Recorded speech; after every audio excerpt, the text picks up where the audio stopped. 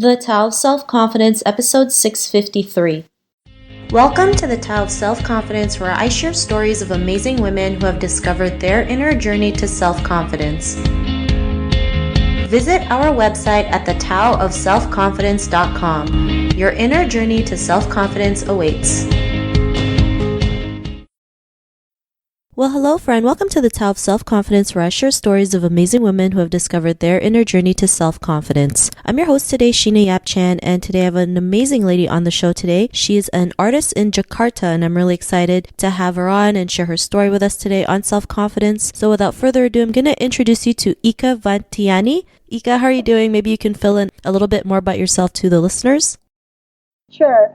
Hi everyone, I'm Ika Vantiani. I'm a self-taught artist that mostly talk about women, media, and consumerism on my works. I usually start with what's available around and within me. And a part of being an artist, I'm also curate and make upcycle products.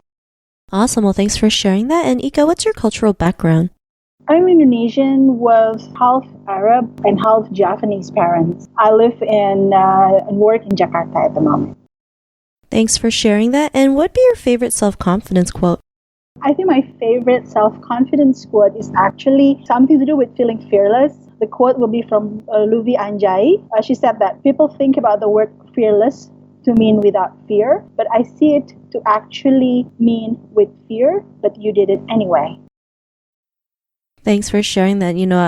We all face fears, right? It's just sometimes we feel like the fear takes over our lives, but really fear is just an indication that, we can go out there and do it, right?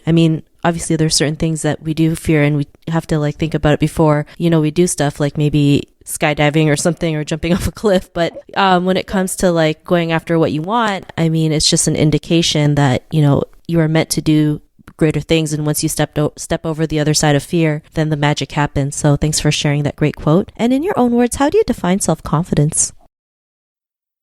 I think self-confidence is about knowing and celebrating your strengths and weaknesses and living life to the fullest every day.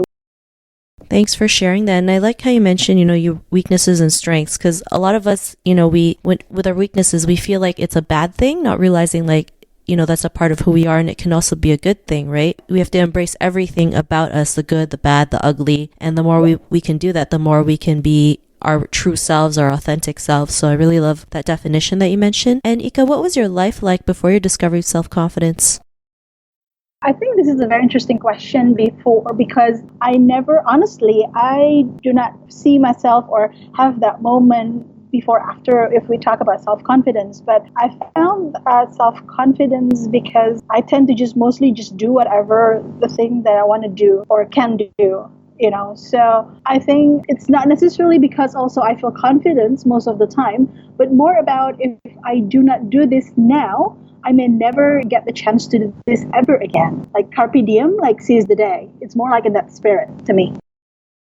Thanks for sharing that. And Ika, what was that point in your life when you realized, especially being a self-taught artist, women in Asia aren't really always going after what they want. And when they do, it's like you get ridiculed. But what was that point in your life when you realized you were more than enough to go out there and, be the artist that you are today? And, especially being a self-taught artist, what was that aha moment that made you take that action? It was actually the moment when I felt so unhappy with the job that I've been working on for more than a decade. And I feel that there must be more than this. There must be something that I work that I genuinely happy and it's really part of myself. So that moment is actually the moment when I said to myself that there must be something out there. If it's not now that I could find it, there must be some way I will be there. So that's where I start to do that and let myself doing the whole process of it until, what I am today. I've been a self-taught artist for 10 years now. Thanks for sharing that. I love how you mentioned that because I'm sure there's people out there who feel like they are meant for something more, right, than working at a job. There's nothing wrong with working at a job, but if it's something you're not happy with, then obviously, there's something wrong with it. And there's you know there you could do more, you can be more, you can do better. And especially as women, we feel like, we're not enough. We feel like that, we're only good enough for a certain job or a certain position. But as women, we can go out there and be who we want to be if we just go out there and put the work in. And yeah, it's not always going to be easy. You're going to have bad days. You're going to have days when you feel like quitting. But, the more you keep pushing yourself to keep going, the better it will be. And, because of your realizations, what's your life been like now? It's interesting that now I see art is like my home as an individual, as a person.